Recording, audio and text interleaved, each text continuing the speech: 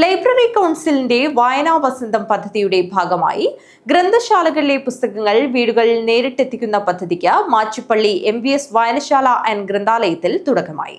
Taluk library council secretary AR Soman master ഉദ്ഘാടനം ചെയ്തു.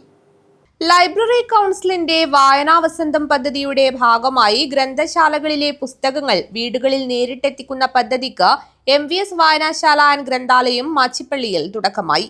ഗ്രന്ഥാലയ പരിധിയിലെ 100 വീടുകളിലാണ് മാസത്തിൽ 6 ദിവസങ്ങളിലായി പുസ്തക വിതരണം നടത്തുക.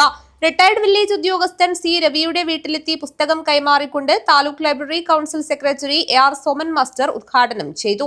മുഴുവൻ വീടുകളിലും ഇതേപോലുള്ള സംരംഭങ്ങൾ ആരംഭിക്കണം എന്നുള്ളതാണ് കേരള സ്റ്റേറ്റ് ലൈബ്രറി കൗൺസിലിന്റെ കാഴ്ചപ്പാട്. നമ്മുടെ കേരളത്തിന്റെ സാമൂഹിക വികസന രംഗത്ത് ഏറ്റവും കൂടുതൽ സ്വാധീനം ചെലുത്താൻ സാധിച്ചിട്ടുള്ള ഒരു മേഖലയാണ് ഗ്രന്ഥശാല പ്രസ്ഥാനം.